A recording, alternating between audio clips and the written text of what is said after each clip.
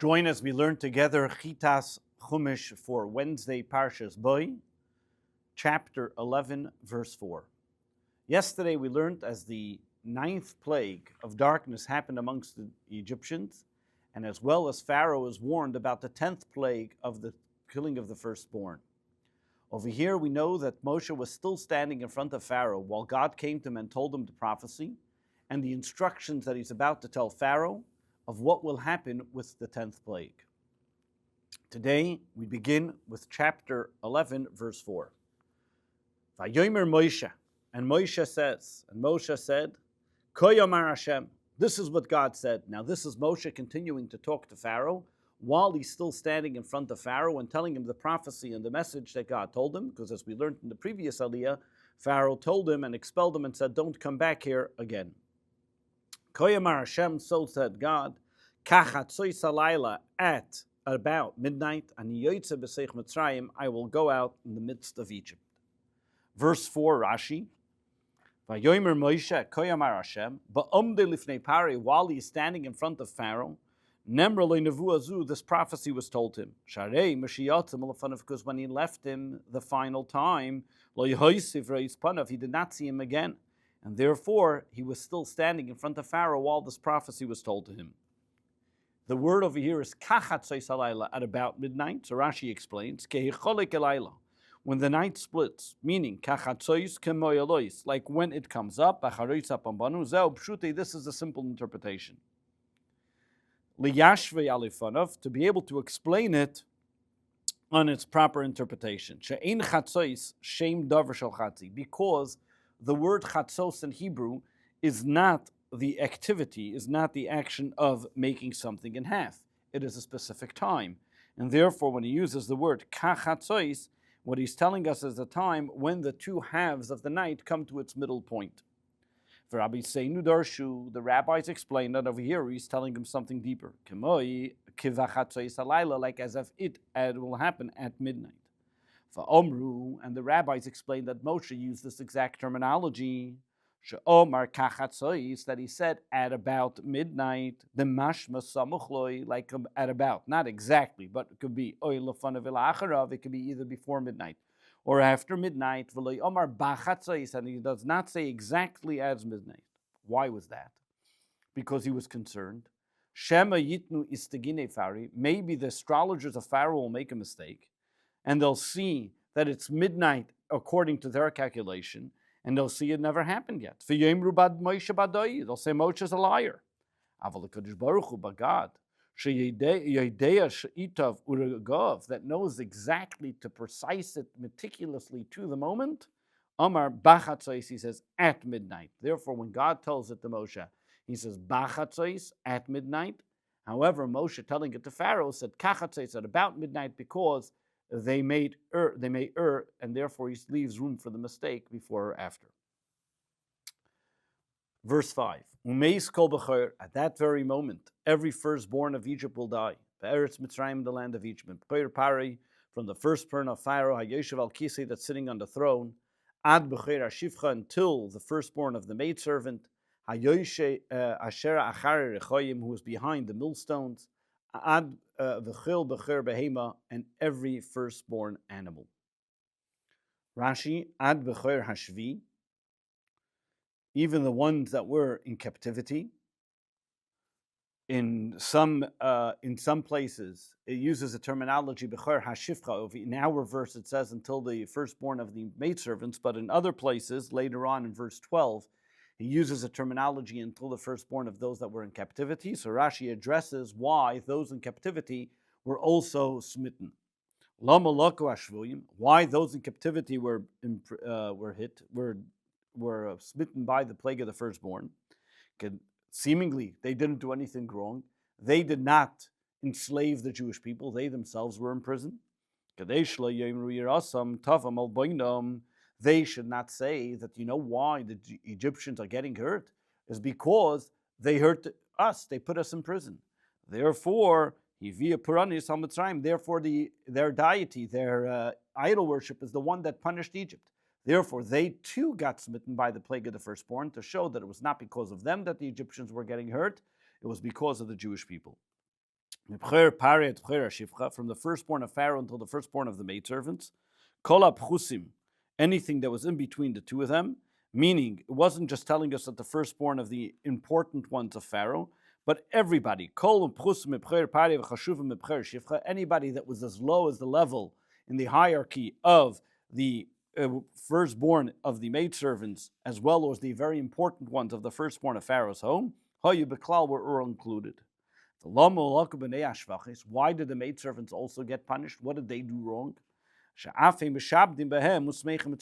Even though technically they had no authority to enslave the Jewish people, but because they were rejoicing, and not only that, they would follow orders of their masters to enslave the Jews, as well as they would rejoice in the suffering of the Jews, they were punished as well. Why the firstborn of every animal? Because they would serve them as idols. When God punishes a nation, he also punishes their gods. And therefore, in this case, the firstborn animals were the gods of the Egyptians. Verse 6. There will be a great outcry throughout all of Egypt. That never has there been such an outcry, and never again will there be such an outcry. Verse 7. But among all the Israelites, even though there's going to be such an outcry, and all the dogs in the vicinity of Egypt will start barking ferociously, however, but amongst the Jewish people, they will not bark. No dog will wet its tongue against any individual. Not against a man or even an animal. Laman teidun. This is in order that you may know that God makes a difference and differentiates between the Jewish people and the Egyptians. Rashi, what does this mean? What does the word yecheratz mean? Oimerani, I say, shinun, that the word over here, the terminology of yecheratz means that it will not sharpen its tongue, it will not wet its tongue, yeshanin, they will not wet its tongue towards any person. The chain, we also find this, meaning this is a terminology that it will not like wet its tongue, be excited to be able to hurt or to attack any individual. Leichara, the same thing we also find in the place of Yoshua, where it says Leichara Bnei Yisrael Ishis L'Shena, which over there means Leishine, nobody spoke, nobody wet their tongue to speak against another person. So the concept of Chiyecheratz, or wetting the tongue, shows of an excitement to be able to do something against the enemy or to oppose or to attack, and that's what it means in this case as well. The same idea we also find in another case in the book of Samuel, where it talks about the individuals coming to attack them, Oz Techeratz, Oz Tishtanein, and we find it also as well in Isaiah, Lameirik Chorutz, Shonun, Machshavais Chorutz in the book of Proverbs, where it talks about a person who was sharp, so sharpening their tongue, wetting their tongue, or doing something to prepare themselves to attack. As well as we bring in Mishlei as well, via Charutim Tashir, Charufim Seicherim Shnunim, when it wants to talk about people that are sharp, that have the ability to counterbalance whatever was there, it uses the terminology of shnunim, which comes from the word yecherat as well. Asher yafla, what does the word yafla mean? Yavdil, to separate, to differentiate, to show the difference between the Egyptians and the Jewish people. Verse 8, V'yardu kol avadecha elai elai, and all your servants will come to me, v'ishtachavuli, and they will bow down to me, Lamer saying, Tzei ata, leave, go out, you, v'chol and all the nations, asher b'raglecha, with your feet, leave, get out of here, v'achrei chen eitzei, and only afterwards will we go, and with that, v'yeitzei me'im pari v'choriyaf, and he left Pharaoh's presence indignantly. Meaning that he said that Pharaoh's warning that never to see his face again, and with that he walked out angrily. Rashi, verse 8, V'yardu kol avadecha, cholak kovid l'malchus. Over here in this case, Moshe was respectful to the king of Pharaoh. Sharei b'seif, because at the end the result, who was the one that came to Moshe telling him to leave? Yorat pari ba'atzmei lovged balayla. Pharaoh came to Moshe screaming to him in the middle of the night, Vayomer kumutzu metechami, got up and leave my nation. And Moshe did not tell him in the time of warning, and he said, you will come down to me and you will bow down to me, because he was respectful to the very fact of the king. Asher b'raglecha, what does it mean with your feet? Ahoilchim, those that go, those that follow your command, and those that follow your advice, that they should all leave. So the Torah says, and only afterwards we will go. We will go, eitze, we will go, even though it uses a singular terminology and not neitze, which is a plural terminology, because he says, Im kola me'artzecha, we will leave together, that when I go, everybody will leave together with me. After he finished telling Pharaoh this morning, he left, even though Pharaoh told him earlier, leave, and he tried kicking him out from before him. However, Moshe first finished what he had to say, and only when he concluded what he had to say did he leave before Pharaoh's fate. Before Pharaoh. B'chori of, why now did he show this angrily tone when he left? Because the very fact that Pharaoh tried threatening him and telling him, don't you come see me again, this angered Moshe, and that's why Moshe left with an angry way. Verse 9. Hashem Moshe, and God said to Moshe, Pharaoh is not going to listen to you, in order that I should be able to make many, so I can continue to make many miracles amongst the people of Egypt. Rashi, over here, when we look at the words revois moifsai, it alludes to the multiple miracles that will happen. Moifsai is a plural, that means there's going to be many miracles. Shnayim. Revois means that there's going to be more than that. Shloisha, that's three. Makas b'chayris kris yamsuf v'lenayos mitzrayim, which is alluding to the three miracles. Number one, the death of the firstborn. Number two, the splitting of the sea. And number three, the drowning of the Egyptians. Verse 10. Moshe and Aaron did all the miracles. In front of Pharaoh, and God made Pharaoh's heart hard, and he refused and did not send forth the Jewish people from his land. Verse 10, Rashi, why does the Torah have to tell us this if they already did it by all the different miracles? Why does he have to repeat it? The reason why the Torah repeats it, to be able to connect it, to juxtapose it to the next Torah reading, which we're about to read in the next chapter, about the laws that Moshe and Aaron now tell the Jewish people, the commandments of how to prepare for the exodus of Egypt. The next chapter now begins chapter 12, where Moshe and Aaron tell the Jewish people. First, they're told by God about the first mitzvah given to the Jewish people as a nation, the mitzvah of the new moon, that we follow the lunar cycle. And number two, and how to prepare for the upcoming holiday, an exodus of Egypt that they will be celebrating. Chapter 12, verse 1. Vayomer Hashem el Moshe, and God says to Moshe, this is on the first of Nisan at sunset, Be'eretz Mitzrayim, this is still in the land of Egypt, Lamer, saying as follows. HaChodesh Hazelochem. I'm sorry, Rashi, Vayomer Hashem el Moshe vel Aaron, God says this to Moshe and to Aaron.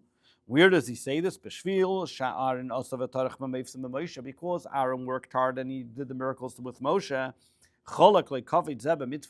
Therefore, he was sheared together in this honor that the first mitzvah that in this case, that he was included with Moshe by being told the first mitzvah to the Jewish people. Eretz Mitzrayim, this was told in the land of Egypt. However, chutz l'krach, outside the city walls, was this outside city walls or inside city walls? Talmud Leimar. If we saw before that it told us in the verse that it would go outside the city. If it was such a simple prayer that he was asking that God should take away a plague, he said, I will only do it when I leave the city, because it was full of idol worship. Dibur, Chomer, how much more so if this was more of a holier commandment, like Kol Shekain, how much more so that he walked outside city limits. Well, although it may have been in the land of Egypt, but it was outside the city limits, as we see before, that even when any time that Moshe would pray to God, he would leave the city and only ask God then to stop the plagues. How much more so this commandment was also given outside city limits as well. Verse 2, what was the mitzvah given to them? The renewal will signal the beginning of every month. This month shall be for you the beginning of the months, and shall be for the first of the months of the year. So what was God telling him? He was showing him the moon. As we'll soon see in Rashi, he explains that he was explaining to Moshe what determines Rosh Chodesh, the first of the month. This month as well, which is the month of Nisan, will be the first month of the months of the year. Rashi, verse 2. He showed Moshe the moon at its birth. And he said, when the moon becomes new, as what he points to him, because every time it says the word hazeh, as we'll soon see, he's pointing to something. This will be the first of the month. And the verse always sticks to its simple interpretation. He told it to him, hazeh, meaning on the month of Nisan. This will be the beginning, the head of all the counting of the months. That from now on, Nisan will be number 1, Iyar will be number 2, Sivan will be number 3. So you're going to count the months from the month of Nisan as we today begin to show you Rosh Chodesh.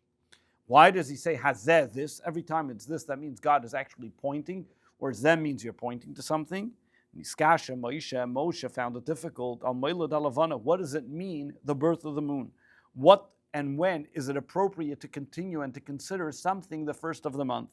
How much of the moon do I have to see? And what qualifies the moon enough for it to be considered the beginning of the month? So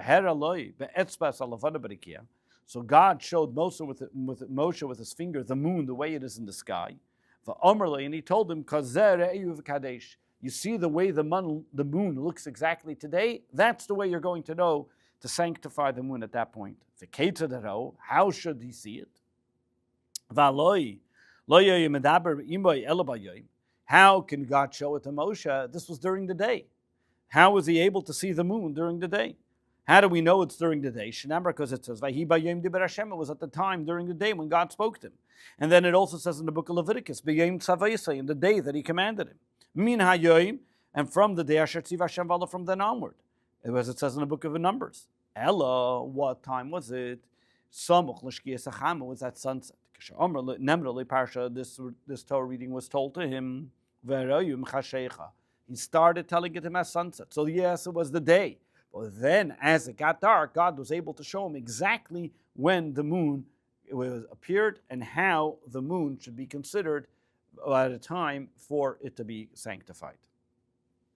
Verse 3. Dabro kol adas Yisrael, after he told him what the moon was going to be, when one should count the month, the first mitzvah was given. Now he continues to tell them the commandments of what they should be doing in preparation for the exodus of Egypt. Dabro kol adas Yisrael leimer, speak to all the Jewish people saying, Be'eser lachedesh hazeh, on the 10th of this month, v'yikhu lahem, and they will take for them, ish sel aves aves, each man amongst them shall take for himself a lamb or kid for the extended family, the base aves, sel aboyis, a lamb or a kid for each family. Rashi, verse 3. Dabru el kol adas. Why does it say dabru? They should speak. Is Aaron the one speaking? Didn't he say you should speak? Why does he say they should speak? Moshe and Aaron had respect for one another, and each one, they would say, each time they heard a mitzvah from God, they would tell each other, teach me, how do I say it? What do I say and where I should say it? And therefore, when they would discuss it, they would both tell it to the Jewish people, and was as if both of them were talking. What was the commandment that they had to do? Which was that they had to take on the 10th of the month. So Rashi says, speak to them today, which is the first month, but in 10 days' time. But they should take it in 10 days. Hazeh, what does it mean? This Pesach Mitzrayim, this teaching us that this Paschal offering that they brought in Egypt, mikochi ba'asar, had to be bought already by the 10th day of the month. V'loi Pesach lo'iris. Hazeh, This Paschal offering you have to bring on the 10th and then sacrifice it on the 14th, but not for future generations. Selavis, one lamb for a family. Lemishpacha achas for one family. Hareisha Yemerubim, what if you have many people in a family? Yochos echad lekulon, you can have one lamb for all of them. Can I use one lamb for all of them? Tamulim Salaboyis, one lamb for the entire family, whether it's a big family or a small family. One should have one lamb for the family. Now the Torah continues in verse 4. On the other hand, if the nuclear family is too small to require a lamb or a kid, then you go and participate with your neighbor who is close to you, hakarev, that's close to you, al-beisait, close to his home, according to the number of people, ish lefi achlei, according to what the people will then eat, techaisu alaseh, should be counted in the that lamb. Rashi,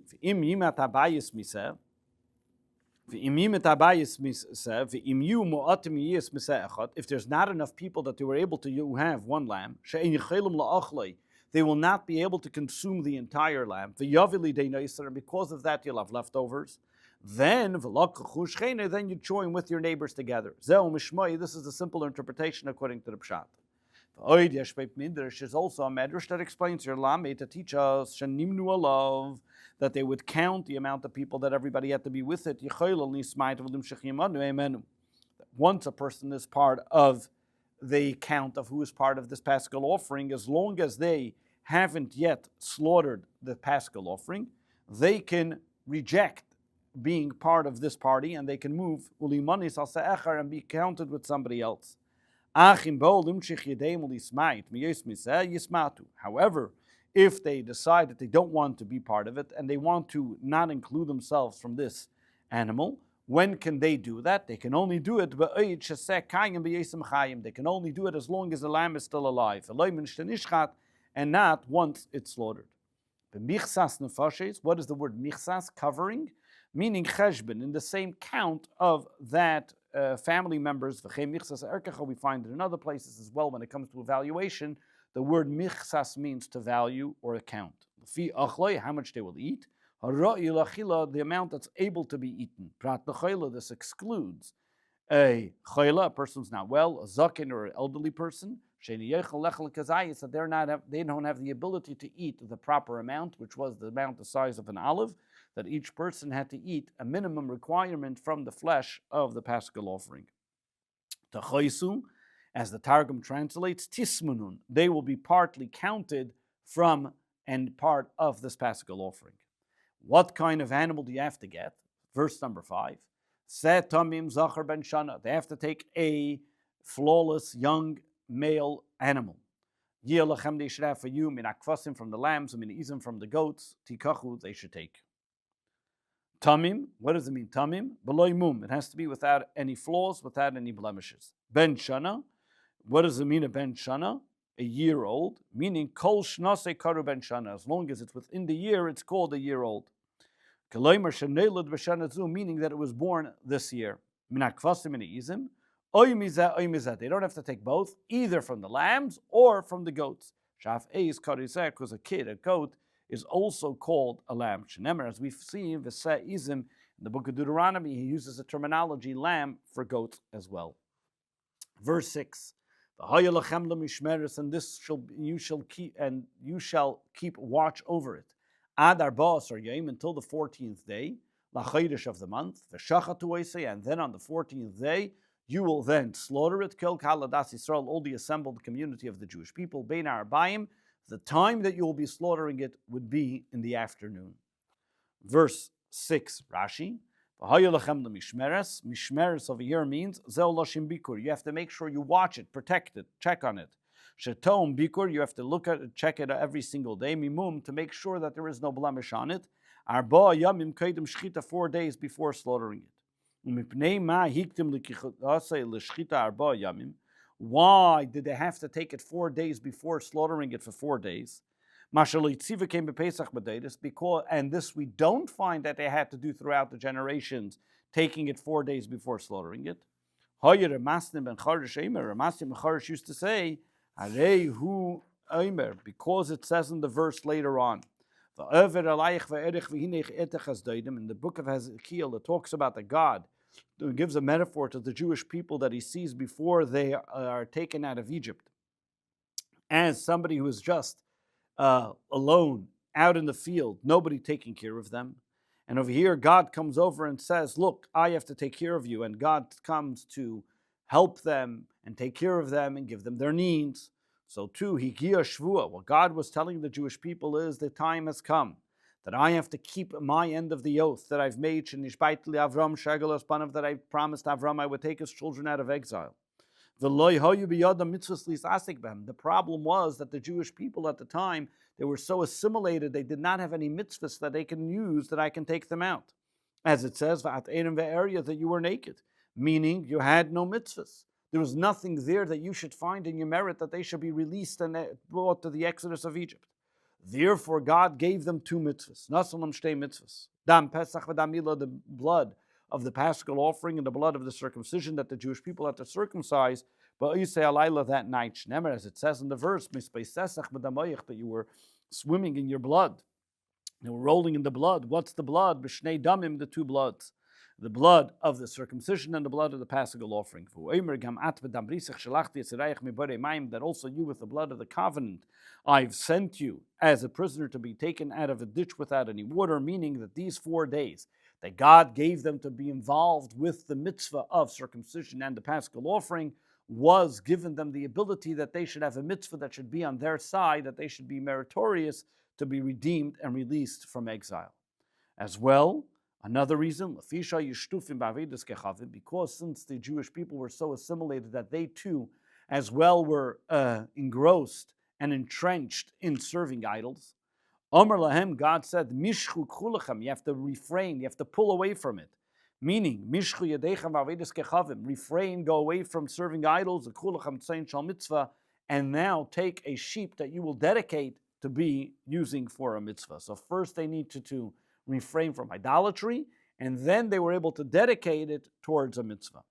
So when they will slaughter it, are they all going to slaughter it? From here we learn a very important adage that the Talmud tells us, the messenger of the mitzvah of a person is considered as the person himself. So though every single person in the group may not be the one slaughtering it, but the very fact that they are sending one of them a representative, he then represents every individual. Kahaladas Yisrael, Kol Heidav Yisrael. The number from here we learn, if you notice, he says the community, the people and the Israelites. Over here it's telling us Pischei Tzibur Nishchatim B'Shalish Kitis. From here we learn that when they would sacrifice the sacrificial, the Paschal offering in the Holy Temple, it was done in 3 different groups, Zuach one after the other. As the Talmud describes, the Mishnah tells us, when the first group went in, then they would close the doors to the Azara, which was the courtyard of the Holy Temple, as described in the Tractate of Psachim. Bein Arbaim in the afternoon, Mishei Shoyis Lamayla, from the 6th hour and onward, Kara Bein Arbaim is called the afternoon. And the reason is because Hashem is Shneita Ligveis Mevoyel Arif, because already the sun is starting to go down towards the evening. Well, Lashoin Ben Harbayim, what does the word Ben Harbayim mean? Between evenings, near the Beina, it seems like Oyus and Shoyis, those hours, Ben Arevis Hayim Levarevis Alayla. It's a time where the sun is not that strong and the night is that strong. So it's between the two of them, Varevis Hayim Betchilas Ayin Shoyis, and it begins at the 7th hour. Varevis Alayla, and the beginning of the night, the evening of the night, Betchilas Alayla is the beginning of the night. The word Arev, Lashin Neshef V'choshech, meaning getting darker. Kemoi Arva Shel Simcha, which means the person has darkened his joy. Another interesting thing that the Rebbe points out over here, that why 4 days specifically between the time of the commandment of them to take the Paschal offering until the actual time, which was the 14th of Nisan that they slaughtered it, was because 4 days gave them an opportunity to show that they were doing this consciously and wanting to do the mitzvah. Not that it was rushed upon them, and not that it was forced upon them. We see this as well when Abraham took his son Isaac. They brought him as a sacrifice on the binding of Isaac. There were 3 days' journey to be able to give him time to meditate and think about what he is doing, and should be a premeditated endeavor. so too over here, when God gives the Jewish people the mitzvah of taking the Paschal offering, because they were so entrenched in idol worship, one may think, well, God forced it upon them if they would do it right away. For this reason, he gave them 4 days so they can think about it, know what they're doing, and consciously be aware that they are leaving idolatry and embracing the godly commandment to bring this offering. The Torah now continues in how the commandment should work. 6, and this will be for you, as we mentioned, verse 7, and then you will take from the blood, and you'll put it on the 2 doorposts, and on the lintel, on the homes, that you will be eating the sacrifice in them. Rashi, Kabbalah Saddam, that's accepting the blood. Yochel b'yad, I would thought that you can do it with your hand, just get it into your hand. Talmud Leimar Shabasaf, within which you'd have to put it into a vessel which is going to accept the blood, and only then are you going to put it on the doorpost. Hamazuzais, what is mezuzais? Haim is kufais. Those are the 2 beams that hold the doors open, and that is achas mikan lepesach v'achas mikan, one on each side. Hamashkeif, that's the lentil, that is the door that stops the door from going out the other end. So it's a piece that comes down from the ceiling, which we call in English a lentil. And actually in Old French as well, as you can see, Rashi uses the word lentil too. The word shkifa means chavata, hits on it. Bringing different examples where we see this word shkufi means to hit upon. On the homes that they will eat them in. They don't have to go put the blood on the warehouses, on the storage places. It's only in the places, or in the cattle, or in the barn. They're not living there. We're only in the places where the people are going to be living and eating the Paschal offering. Verse 8. Then they will eat the meat that night. It's going to have to be roasted.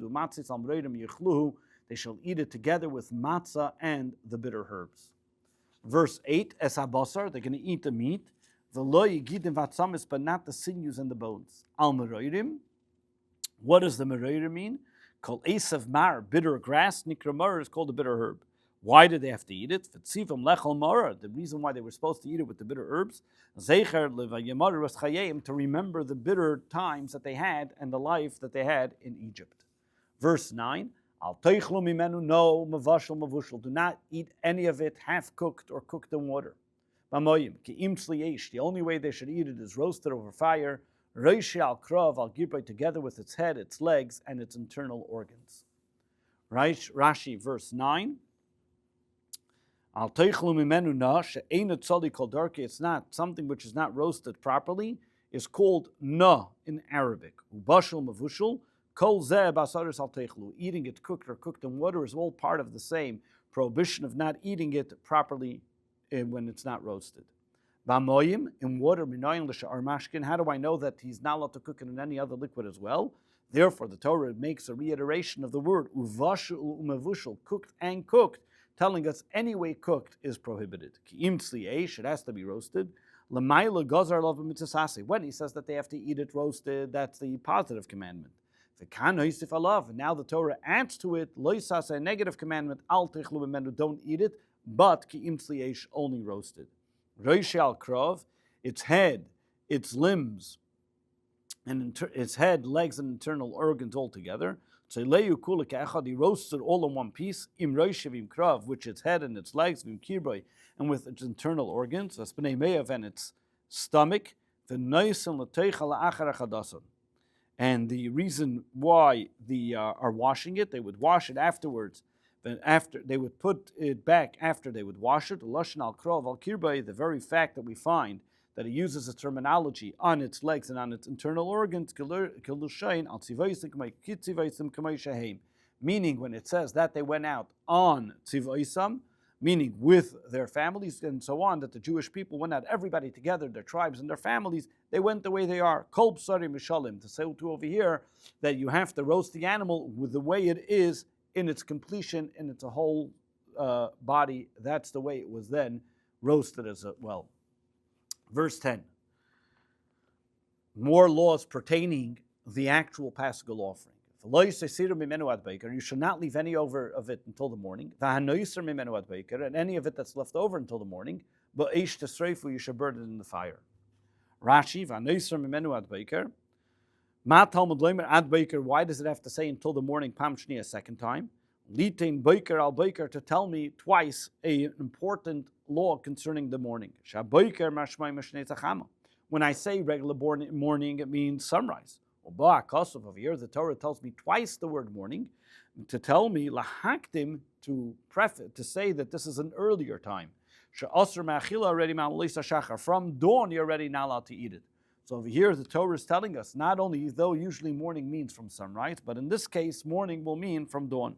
This is a simple interpretation. Another medrash says, to teach us that it's not burnt on Yom Tov, that the is only on the day of Cholamoid, the second day later, on the intermediate days of the holiday. And that's why this is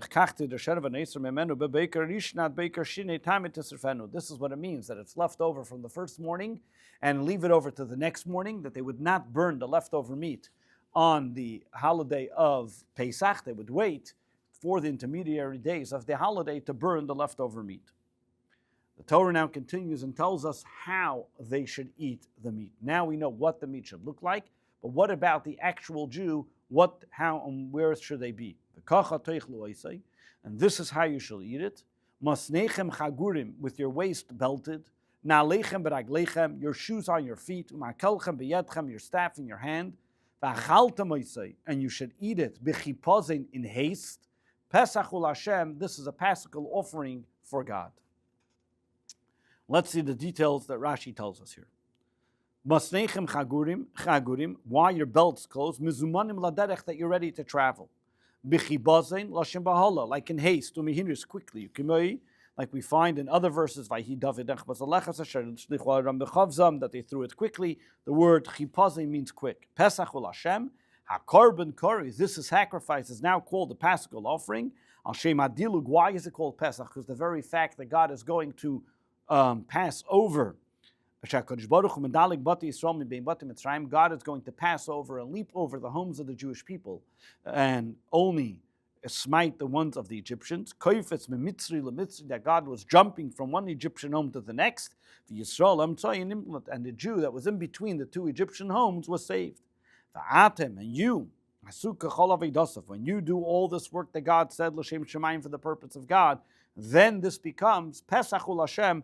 This is now a gift, a Paschal offering that God is telling you, ye will leap over your home to be able to save you because of what you're done. Davar acher, another explanation is derech dilug ksifa. Kvitza, the reason why the Torah is telling us, the Torah is saying, why are you going to do it hastefully, is because God will be jumping from one house to the next. Zeicher lishmoi shekaru Pesach, to remember its name, which is called Pesach, for God passing over the homes. Lashim psia, taking big steps. Now God tells the Jewish people what He will be doing at the time that the Jewish people will be eating the Paschal offering. Verse 12. Then I will pass through Egypt on that night. And I will then strike every firstborn in the land of Egypt, from man to animal, and in all the gods of that Egypt I will make great miracles. I am God. Vavarti, what does it mean? And I will pass like a king that goes from place to place. With one pass, without even waiting, without any stopping, and in one moment, and they're all going to be killed. Even other firstborns, and they are in Egypt. How do we know that other firstborns of Egypt that may have been in other places were smitten as well? Because it says in the verse in Tehillim, that Egypt, according to their firstborn, no matter where they were killed as well. From man to animal, he starts first with the man, because they started with the transgression. Therefore, with them it's going to start the punishment as well. And all the gods of Egypt shall eat, whether it's wood, near keves, they're going to rot. Whether it's metal, they're going to melt. And it will come back into earth. Esa Shvatim, Ani Hashem. I will make the judgment and the wonders. I am God. V'lo al yishli, I will do it myself. And ba'atzmi v'lo al yishliach. I will do it, and not through any messenger of any sort. Verse 13. And this blood will be for you as a sign on your homes. That you're there, and I will see the blood, and I will pass over it, and therefore you will not have the destructive plague to be destroyed. When I strike the land of Egypt. Rashi, this will be for you for a sign, not for others. That means, where did they put the blood? Not on the outside of the door, on the inside of the door, as this was a sign specifically for the Jewish people. But Adam, I'll see the blood. Why does God need to see the blood? Doesn't God know what's going on? God said the following. I'm going to look and see and observe that you are involved in doing good things. And therefore I will leap over it. And I will pass over. V'chamalti, and I will have rachmanis. I will have pity and mercy on you. Doimale, we find similar to it, as well as it says in the book of Isaiah, Paiseach v'himli, that God had mercy and he was able to be saved. But I say, as Rashi tells us, another opinion of what the word Pesach means, to pass over. Dilug ksiva, to leap over, to jump over. Upasachti, that God, Medalago Yabati Yisrael Labati Mitzrayim, that would leap over the homes of the Jewish people and only go to the homes of the Egyptians, because they were living amongst each other. And you also find this in other places in the book of Kings, where he talks about that you're stepping on both places. Those that are walking are jumping. He leaps and he saves. That he's jumping over those that are dead. So you see the word Paiseach means to leap, to jump. But this plague will be by the Egyptians. You'll think that an Egyptian says, you know what, I'll go to the Jewish home, I'll think I'll be saved. Therefore God says, to think you'll be saved. You're not going to have the plague. Even if there's an Egyptian that's trying to hide in your home, he will be getting the plague and you will not. What do I have from this? Therefore you would think, therefore he says, he will be, therefore you also see it the opposite way. What happens if a Jew is in the home of a Mitzri? I would think that he's going to get punished as well. Therefore the Torah tells us that even a Jew that would be in an Egyptian home, he will not be hit as well. Verse 14. And this day will be for you, the 15th of Nisan, lachem to you, l'zikaron, as a remembrance. You will celebrate it, Chag Lashem, a celebration, a holiday for God. L'deidei seichem, for generations to come. Chukas oilam techagu, this will be an everlasting statute throughout the generations that you will follow and continue to celebrate this for years to come. L'zikaron, to remember. L'deidus, for generations to come. This day that you're going to celebrate today will be a day to celebrate in the future, to remember what happened. We still haven't been told which day will be the day of remembrance. Is it the 14th or the 15th? Talmud Loimar. Therefore, later on in chapter 13, the Torah will tell us again, you're going to remember the day that you left. Lamadnu, from here we know that what's going to be the day of the actual celebration is Yom HaYetzia, the day that they actually left, not the day that they brought the Paschal offering, was the day to remember. What day did they leave? Talmud Leimer, the day after bringing the Paschal offering, which is the 15th day of the month of Nisan, who Shal Yom Tov, that is the holiday. The night before the 15th was the time that they were meant to eat the Paschal offering. And the following morning, Yatzu, is when they left. What does it mean? 4 generations to come. Does that mean this sounds like only a small amount of generations? Therefore the Torah says, when I say chem, that can only mean 2. How do I know that it means for future generations to come?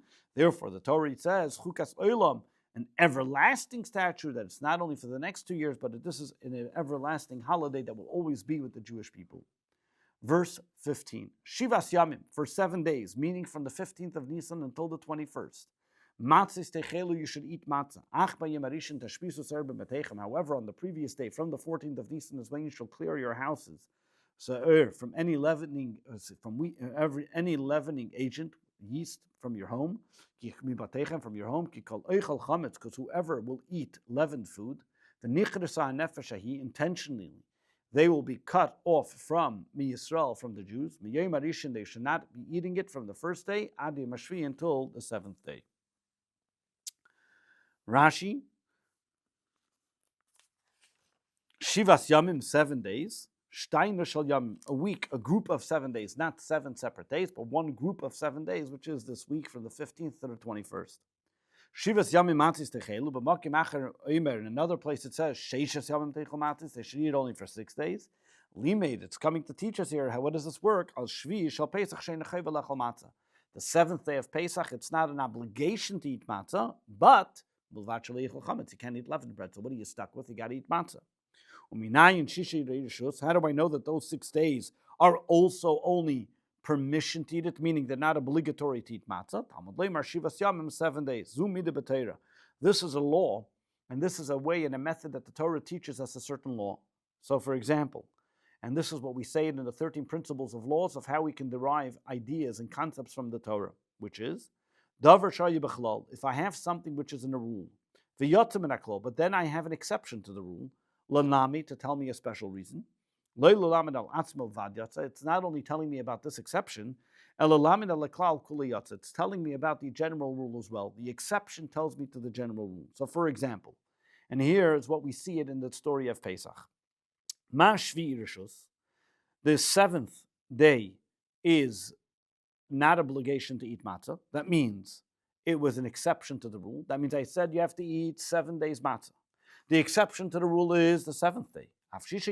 So therefore I go back to all the other 6 days, and it tells me that they are also not obligatory. I would think Laila Rishon. I would think then that the first night also is not obligatory. Talmud Loimar, therefore the pasuk tells me clearly, that in the evening you have to eat matzahs. The Torah tells me that it's obligatory. That means if I would go by the rule, by the principle, I see that there's an exception to the rule that tells me about the rest of the rule. But because the Torah tells me clearly an obligation that I have to eat matzah on the first day of Pesach, first night, so I know it's an obligation that night. However, the other 6 days are not. When on the first day you have to get rid of any leavened bread that you have. When is that? From the eve of the holiday. That means from the day of the 14th. Kari Rishon is the first day, Lifnei Shiva, because it's before the 7 days. We find this many times that the one before it is called 1, even though it's not part of it. For example, in Job, the first one was born. Was there anybody born before Adam? Or is this case when he says the first day of the 7 days to follow? Talmud Leimar. Therefore, the verse tells me later on in chapter 34, do not slaughter the Paschal offering with leavened bread. You should not be slaughtering the Paschal offering while you still have leavened bread. So from here we see that the slaughtering of the Paschal offering was on the 14th. You have to get rid of the chametz on the 14th. The actual holiday begins on the 15th. When a person does it intentionally, this exempts a person who did it by accident. Mi Yisrael, Shemei, from here I know Tikaris, who gets this punishment of being cut off from the Jewish people, and he will be exiled or punished from amongst the Jewish people. Talmud Loimar. So a guy says, "Oh, you know what? Okay, so I'll go to someplace else." Talmud Loimar,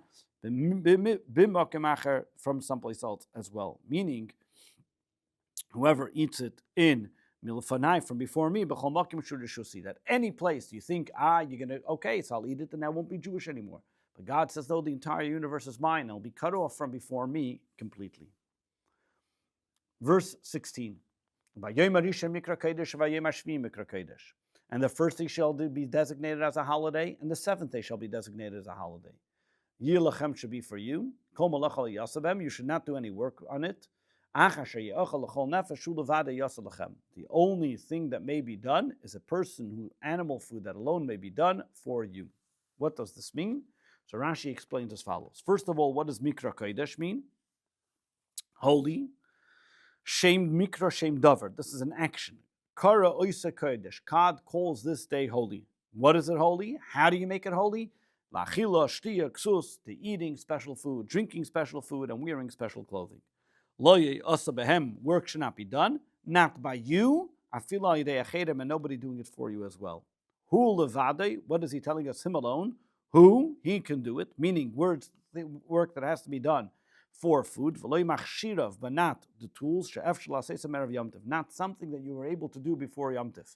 That means when you're allowed to do things on Yom Tov, this is only for food itself. You can't start preparing the knives and making the tools for it. That could have been done already on before Yom Tov. Only something that has to be done on Yom Tov you're allowed to do on Yom Tov. L'kol nefesh, fafilu behema, even for an animal. Yachol af l'nachni, I would think that maybe on the holidays, so therefore I should be able to cook for non-Jews as well. Talmud Leimer, therefore the Torah says, lachem, you're only allowed to cook for a Jew and the Jews' animals, but not for strangers, not for non-Jews. Verse 17. Ushmartem es hamatis, and you shall be vigilant regarding the matis. Ki be'etzem hayem hazekos in the middle of the day, hayitzesi esivesechem eretz Mitzrayim, I have taken out your hosts from out of Egypt. Ushmartes hayem hazeh, and therefore you should observe this day, l'dereisechem, for generations to come, chukas olam, an everlasting statute. Rashi, Ushmartem es hamatis, what are you watching the matis? Shlo yavel l'deichimitz, you have to make sure that they don't become leavened. From here we see Tafach, that the moment you see that the dough starts to leaven, starts to rise, tiltish betzainin, quickly you have to roll it out to make sure that it does not, you cool it off, that it should not become leaven. Rabbi Yoshi says, Al tikra keidas hamatzos, ela mitzvahs. Don't read the word matzos, but mitzvahs. Protect the mitzvahs. Kederech shein machmitzin es hamatzos, just like the Torah is hinting to us and telling us. Just like one has to make sure that the matzos shouldn't become leaven. Kachein machmitzos and a mitzvah, so too you should not allow a mitzvah to go on, and make sure to not to utilize every moment to do the mitzvah, and don't allow it to, don't exploit the opportunity, and make sure to utilize every opportunity to do the mitzvah. Elaim ba'liyatcha, because if a mitzvah comes to you, do it immediately. And you'll protect this day from doing work for generations to come. Because it does not say generations, chukas olam, alam loch, only on the work, elah chagiga, on the holiday, lekachazar. Therefore, over here the Torah repeats it again. Ushnoy Kanan learns it here. Shlei Tamar. One shouldn't say that the only time you were not allowed to work was only for the people in the time of Egypt, and therefore the Torah repeats it again. Only that generation. The Torah says no. Chukas olam dereisam. Even when it comes to the laws of protecting and saying that you're not allowed to work on the holiday, didn't only apply for then, but applies for everlasting time and for every generation as well. Verse 18. Barishain, on the first day of the month. Barishain ba'arba asar. In the first month, on the 14th day. On the 14th day of that month, ba'erev, in the evening, toichlu matzahs, you should eat matzahs, ad yom echad, until the 21st day of that month, ba'erev, in the evening. Rashi, verse 18. Ad yom echad ve'esrim. Lama nemar, why does it have to say when it finishes? Just count 7 days. It says 7 days. Leilis, how do I know that it also includes the nights? Talmud Loimar ad yom echad ve'esrim, until the 21st day, including all the nights as well.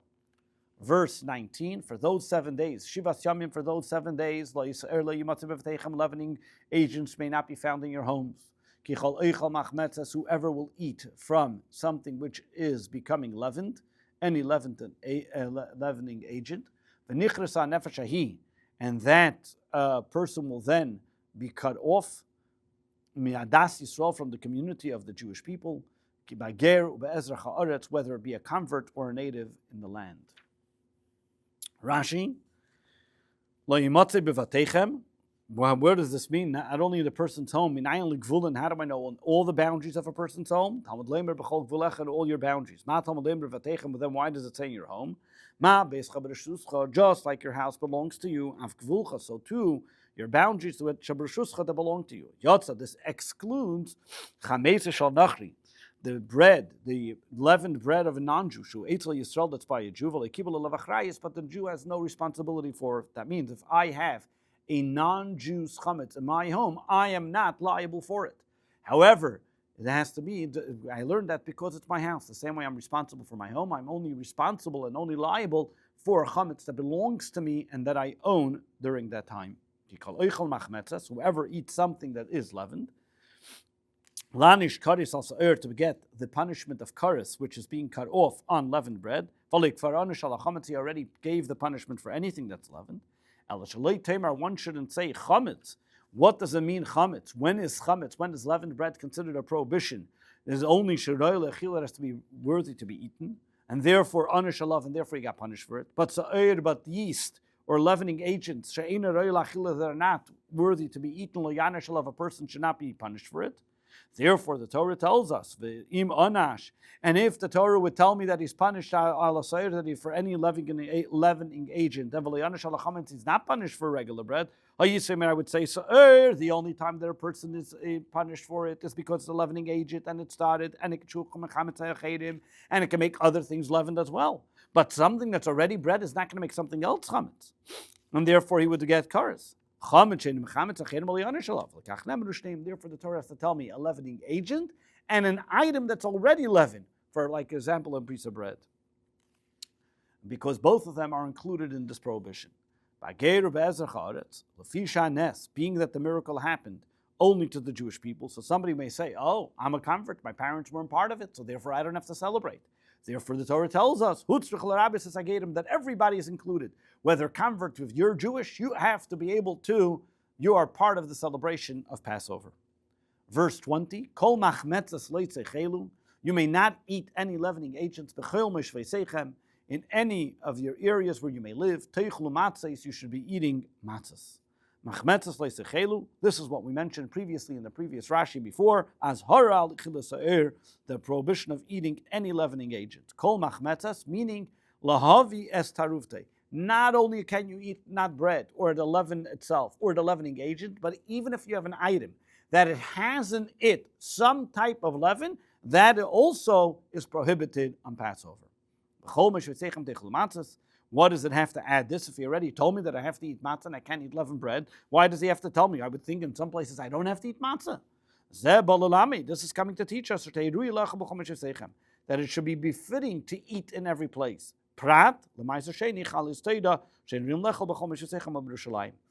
Torah tells us of here an exception. Now, somebody may think that, what about if I have wheat that's made of Meiser Sheni? Meiser Sheni and the sacrifice Todah offering had an obligation to eat it only in Jerusalem. You cannot make matzah out of those items because there's a limitation of where they can be eaten. The matzah has to be made out of wheat that can be eaten anywhere in the world, not that it has a liability, it has an obligation of a parameter of where it has to be eaten. Therefore, the Torah tells us in all your places where you live, you eat matzah. This concludes the fourth Torah reading for Parshas Bo.